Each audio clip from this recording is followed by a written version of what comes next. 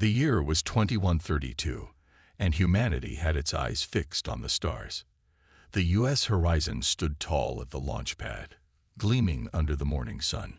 It was the pride of Earth, the most advanced ship ever built, designed to travel farther than any human had gone before. Captain Jack Howard walked through the ship's main corridor, his steps steady despite the weight of responsibility on his shoulders.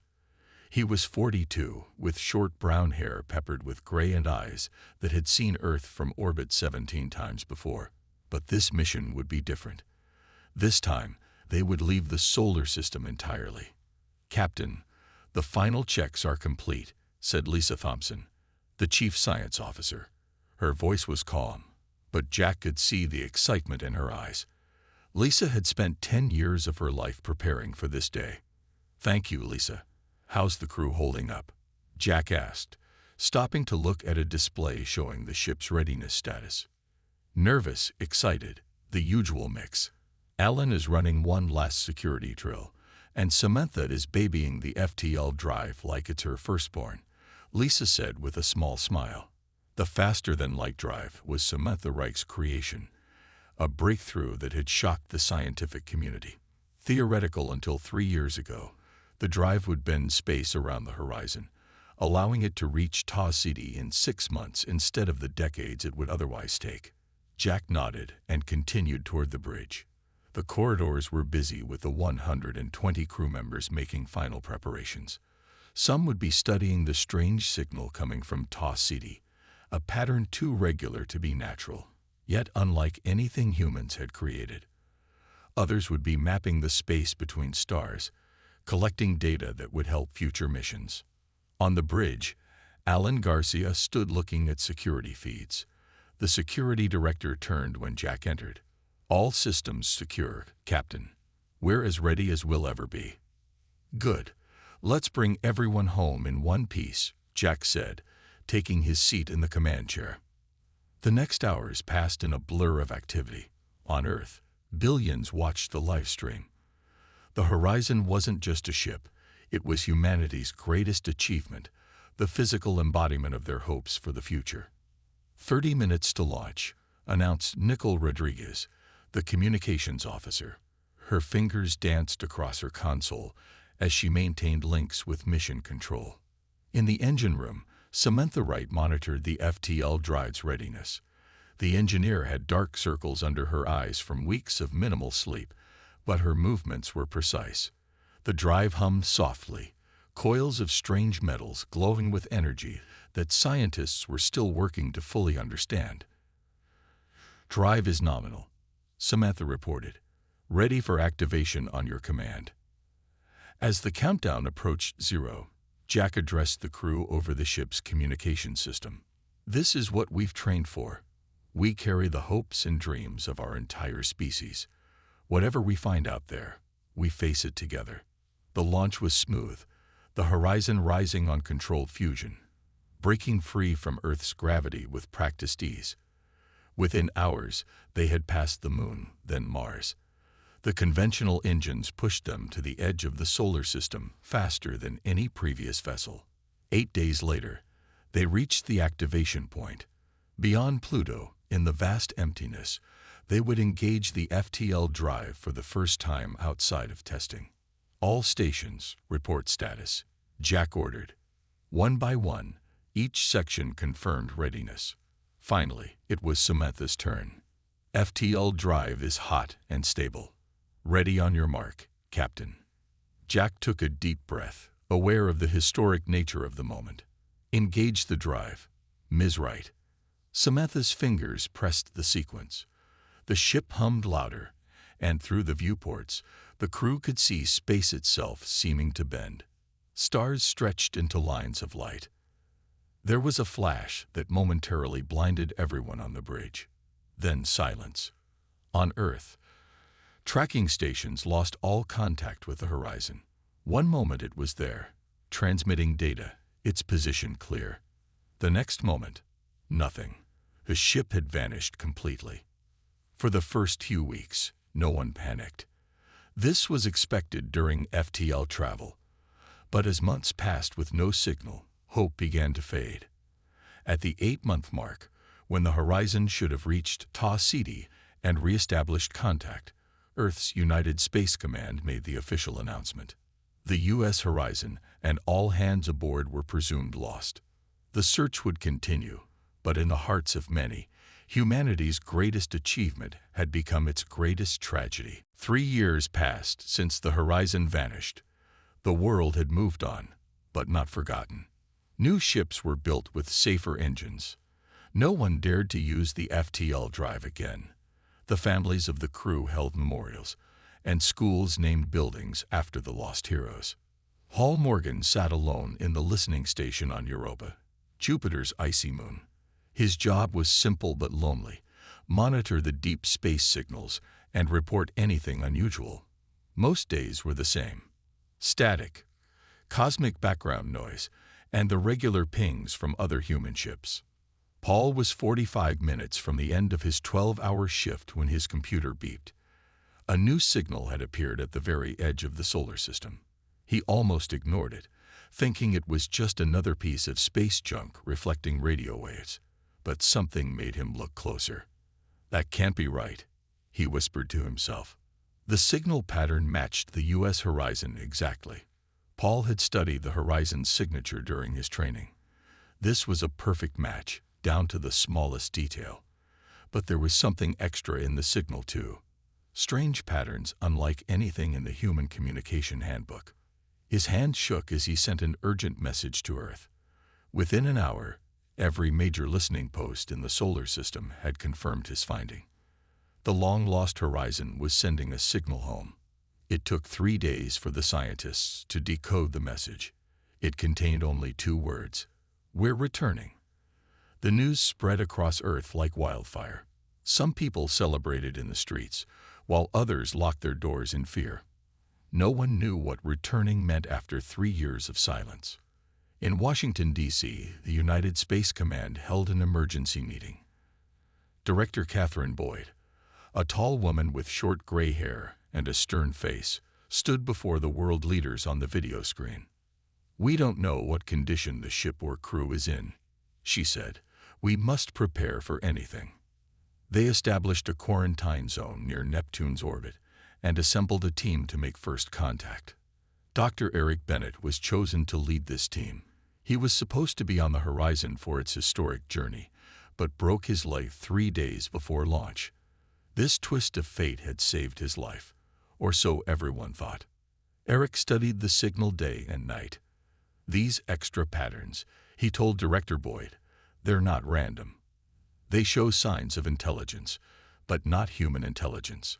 Something about them feels alien." More signals came as the days passed. The horizon was definitely moving toward Earth, but much faster than should have been possible with its engines. At the rate it was traveling, it would reach Neptune in just 2 weeks. Space telescopes were pointed at the approaching ship. The first images shocked everyone. The horizon had changed. Its sleek shape was still visible, but strange structures now grew from its hull.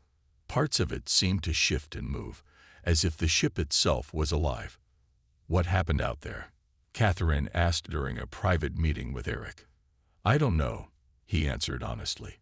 "But whatever they found, they'd brought it back with them."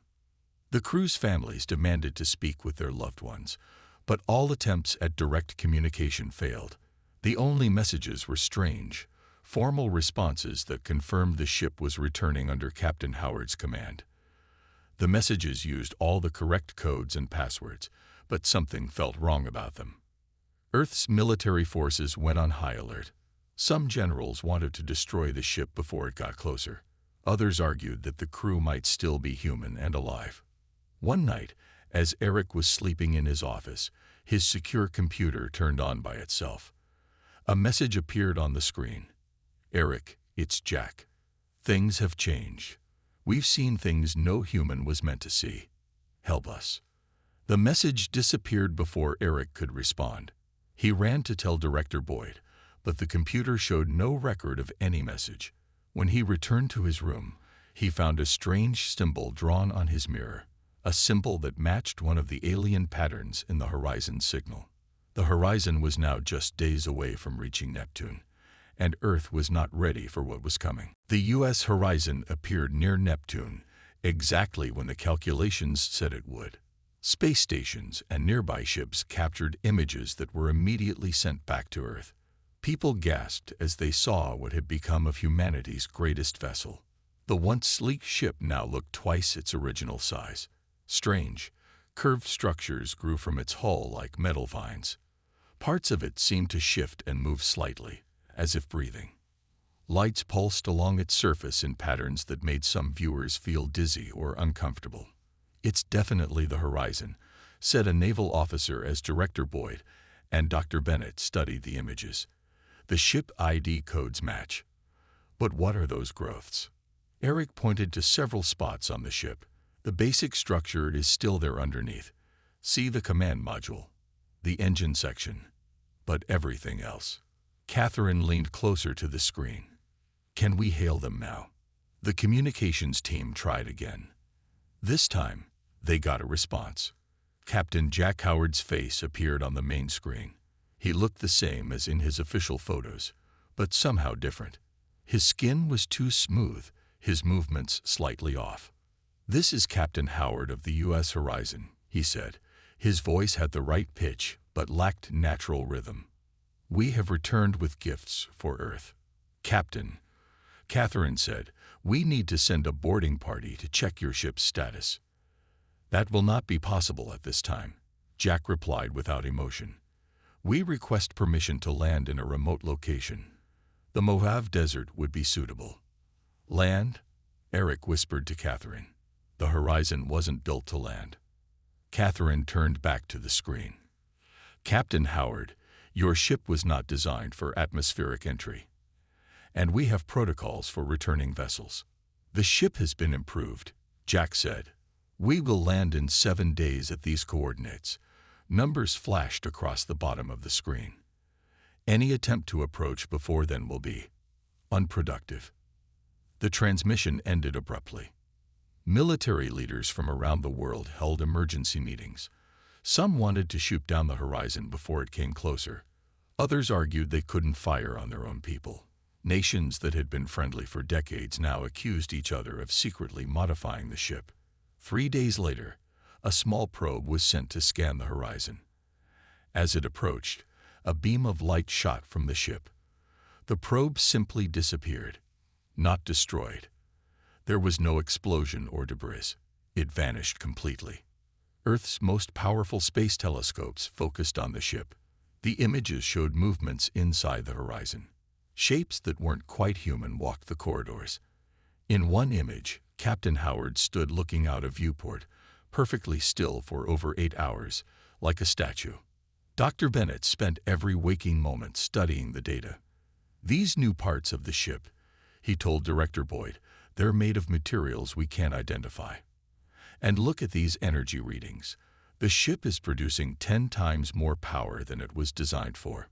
News of the returning ship divided Earth's people. Some groups believed the crew had been blessed by aliens or even gods. They built camps near the Mojave coordinates. Others stockpiled supplies and weapons, convinced the end of the world was coming. In a high-security room beneath the Pentagon, President Roy Miller met with his advisors. "What are our options if that thing isn't friendly?" General William Peters, head of space defense, placed a folder on the table. "We've converted 3 nuclear missiles to space launch.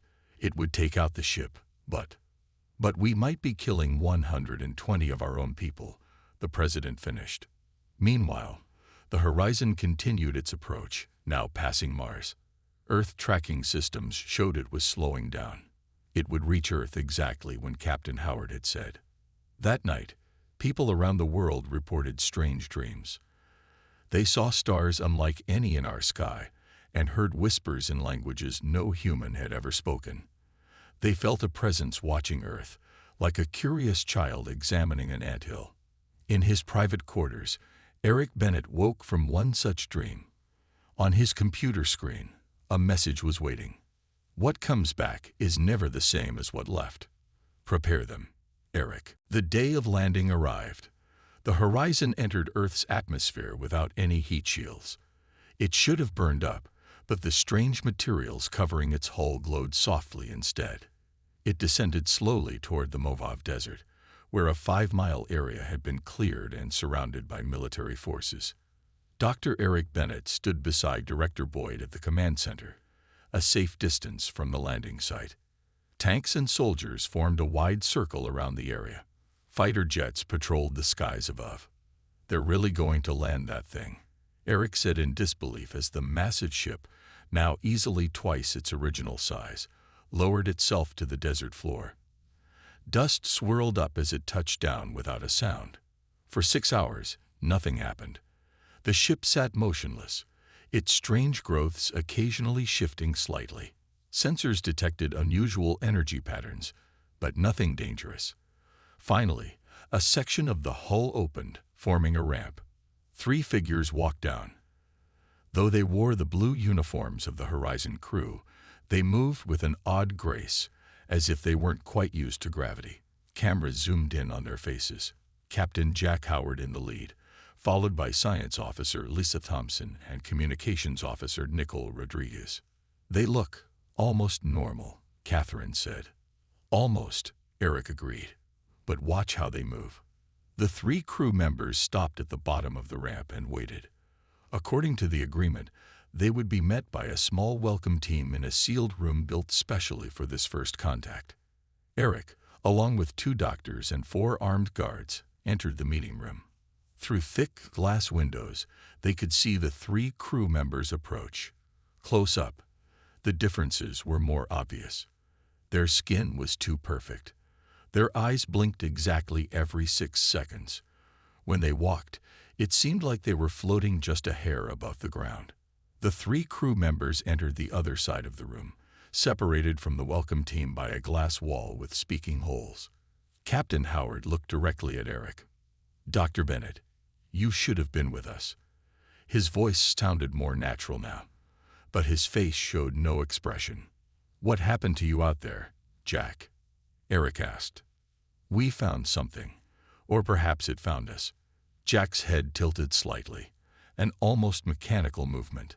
"We activated the FTL drive and traveled far beyond Taw City. We encountered the Collective." "The Collective?" Eric asked. Lisa Thompson stepped forward. "A species unlike any you can imagine.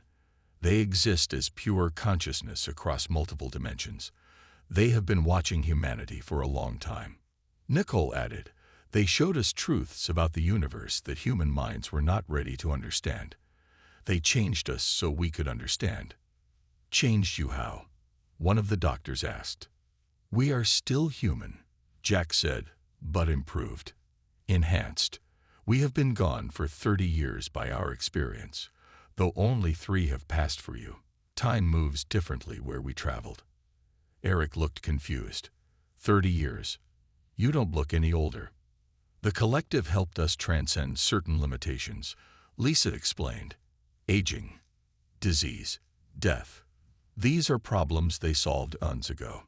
The 3 crew members then explained that the rest of the crew was still on board, being prepared for return to Earth society. The ship itself had been rebuilt with Collective technology, allowing it to travel faster and land safely. "We have brought gifts," Jack said. "Knowledge that will change everything. Cures for your diseases, solutions to your energy crisis, ways to extend human life." "And what do they want in return?" Catherine asked over the radio in Eric's ear. Jack smiled for the first time, but it didn't reach his eyes. "They only wish to share knowledge, to help humanity reach its potential." As the meeting continued, Eric noticed something strange. Whenever one crew member spoke, the other's lips would move slightly, as if they were all speaking together. And sometimes, just for a moment, he thought he saw something move beneath their skin. In orbit above Earth, telescopes detected energy spikes coming from the area around Taw City. Something else was moving toward our solar system, following the path the Horizon had taken home. 2 weeks after the landing, more crew members left the ship. Each one passed medical tests that showed they were human, but with strange changes. Their cells could repair themselves. Their brains worked faster than any computer. They didn't need much food or sleep. Engineer Samantha Wright was among the first group cleared to work with Earth scientists. In a special lab built near the landing site, she demonstrated technology that made the world's best scientists gasp in amazement. "This small device can power a city for 50 years, she explained, holding up something the size of a coffee cup. It glowed with a soft blue light. The collective taught us how energy flows between dimensions. The world watched as Samantha's invention was tested. It produced clean energy with no waste or radiation. Countries began fighting over who would get the technology first. Meanwhile, Medical Officer Daniel Collins worked with doctors at a research hospital. He showed them new ways to treat diseases that had always been deadly. Cancer, heart disease, even aging itself. These are simple problems once you understand the true nature of human cells, Daniel said as he cured a child's leukemia by simply placing his hand on the boy's head for 3 minutes. But not all the returned crew seemed stable. Security Officer Alan Garcia started having episodes where he would stare at walls and talk to people who weren't there. "They're watching from the spaces between spaces," he told a nurse one night. "They're so hungry for what we have." The next morning, Alan was found dead in his room, his eyes frozen open in terror. The official report said he had a heart attack, but the nurses who found him said his face showed pure fear. As the weeks passed, Earth changed quickly. The crew's technology spread around the world. New devices appeared in homes and offices. Strange towers were built in major cities, each one connected to the others by signals that normal equipment couldn't detect. Some people welcomed the changes. Life became easier. Jobs that were once hard were now done by small machines given to humans by the returned crew. Sick people got better. Old people felt young again. But others noticed worrying signs. Children who spent time near the new towers sometimes spoke in languages no one recognized. People reported dreams of distant stars and voices calling them to join the greater whole. Dr. Eric Bennett kept detailed notes on everything he saw. He noticed that each time the crew shared new technology, it required connecting to systems they had already placed around the world. Each gift made Earth more dependent on collective technology. "It's like a web," he told Director Boyd one night in a secure room swept for listening devices. "Each piece connects to the others. Soon their tech will be everywhere, all linked together." Catherine nodded. "And have you noticed how they all seem to know what the others are doing, even when they're miles apart? No phone calls, no messages, but they're perfectly coordinated." One morning, Eric woke to find that his computer was open, displaying files he hadn't seen before. They contained data about strange changes in Earth's communications networks. New signals were being sent through undersea cables, through satellite systems, even through power lines. The signals formed patterns similar to those in the first message from the returning horizon. That same day, President Miller announced a new global initiative. "Thanks to our friends from the horizon," he said in a speech that was watched by billions, "Earth will soon enter a new age of peace and prosperity." Eric noticed something odd about the president's eyes as he spoke. They blinked exactly every 6 seconds. That night, Eric was approached by a woman he didn't recognize as he walked to his car. She slipped a note into his hand and quickly walked away. The note contained just 5 words. "Not all of us are changed." Eric couldn't sleep that night. The note burned in his pocket. Not all of us are changed. It meant someone from the crew was still normal, still human. He needed to find them. The next day, Eric and Director Boyd met in a park, away from any electronic devices. They walked slowly, watching for anyone following them. "Something big is happening tonight," Catherine said quietly. "All the returned crew members have been called to the ship. The president and 5 other world leaders will be there too." "A ceremony of some kind?" Eric asked. "They're calling it a celebration of unity, but my sources say it's something more. The ship has been building energy for days." They were walking past a playground when a child looked up at them. The boy, about 6 years old, tilted his head in that now familiar mechanical way, his eyes fixed on Eric. "You resist the harmony." the child said in a voice too deep for his small body. Why fight what will bring peace to all? Catherine pulled Eric away quickly.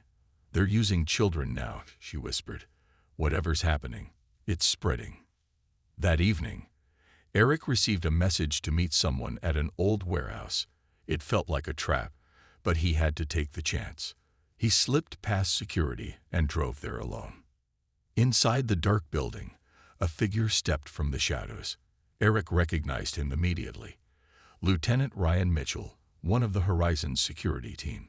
He was thin and pale, his eyes sunken with exhaustion. You're alive, Eric said. But how? Your name wasn't on the list of returned crew. Because I never left the ship as myself, Ryan said. I've been hiding in the maintenance tunnels. They think I died during the first contact with the collective.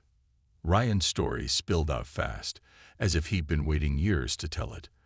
The Horizon had reached Tau Ceti, but found nothing there. As they prepared to return home, they encountered a strange field of energy between stars. It wasn't a physical thing, Ryan explained, more like a cloud of thought. It entered the ship through our communications array, took over the computer first, then started affecting the crew. The collective, Eric said. That's what it calls itself. But it's not some advanced alien race wanting to help us. It's a parasite, a hive mind that absorbs other species. Ryan explained that the collective had been traveling between stars for millions of years.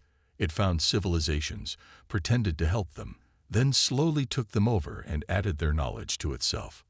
The gifts they're giving Earth. They're not gifts. They're preparing humanity for absorption, making our technology compatible with theirs, changing our bodies to be better vessels. What about the crew? Catherine asked. Are they still in there somewhere? Yes and no. Their bodies are the same, but their minds are connected to the collective. They feel what it wants them to feel. They believe they're helping humanity, but they're really preparing us for what the collective calls the unity. Eric thought about the strange towers, the new devices in homes, the children speaking unknown languages. How far along is their plan? Tonight is the turning point, Ryan said grimly. The ceremony at the ship isn't a celebration. It's an activation.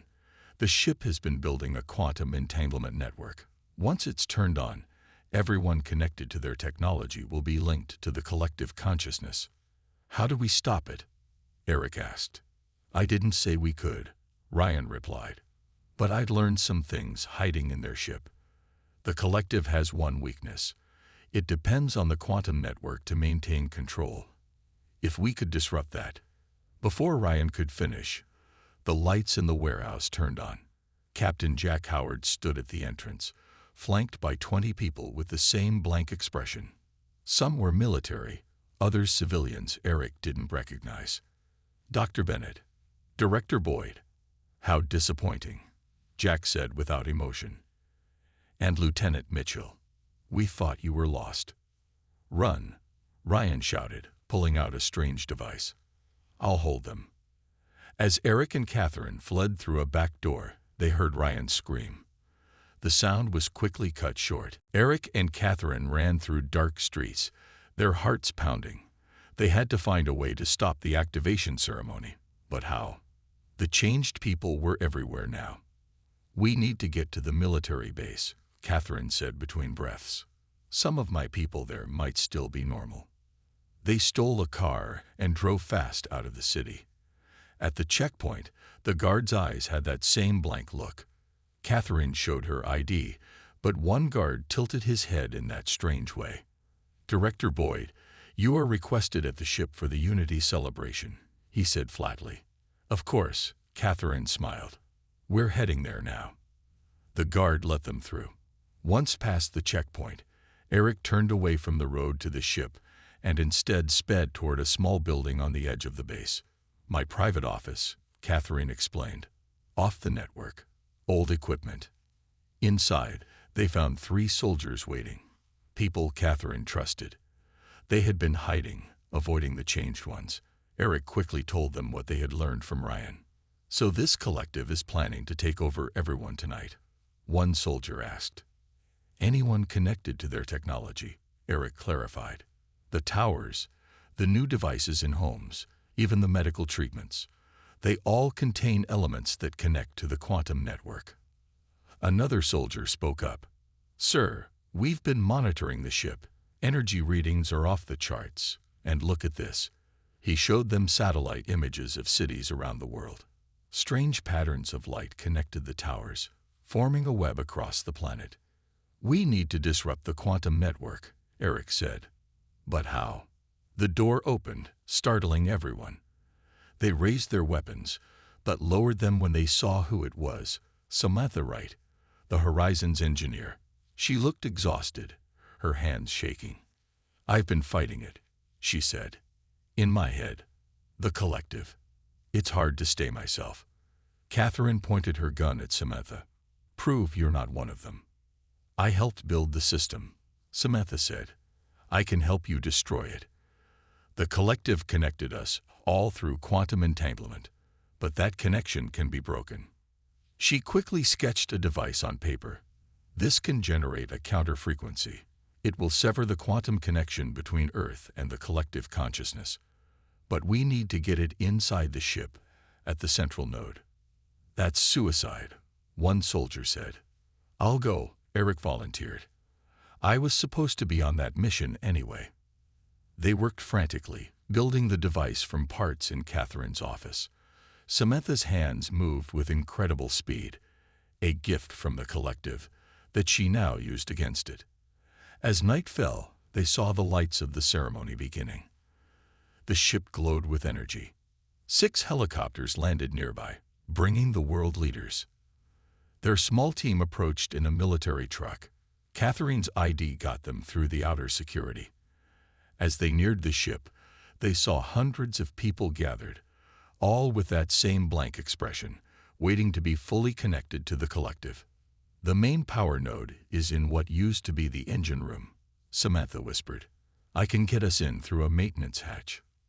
Fighting broke out at the entrance. Catherine and the soldiers created a diversion, drawing away the security forces while Eric and Samantha slipped inside the ship. The interior had changed completely. Organic-looking technology pulsed with light. Strange sounds echoed through corridors that seemed alive. They reached the engine room and found Captain Howard waiting. You can't stop this, Eric, he said. The unity is beautiful. We will all be one mind, one purpose. That's not unity, Jack. That's slavery, Eric replied. As they talked, Samantha moved to the glowing central node. Jack lunged at her, but Eric tackled him. They fought as Samantha attached the device to the node. Now, she screamed, activating it. A high-pitched sound filled the air. The ship shuddered. Throughout the world, the towers stopped glowing. People connected to the collective screamed as the link was severed. Jack collapsed, his body convulsing. Then he went still. When he opened his eyes again, they were different, confused, human. Eric, he said, his voice normal for the first time. What? Where are we? What happened? Outside, the changed people were waking up as if from a dream. The collective's hold was broken. But in the sky above, telescopes detected energy patterns moving away from Earth, back toward the stars. The human race had resisted absorption, but they were now marked. The collective knew where they were, and it would remember.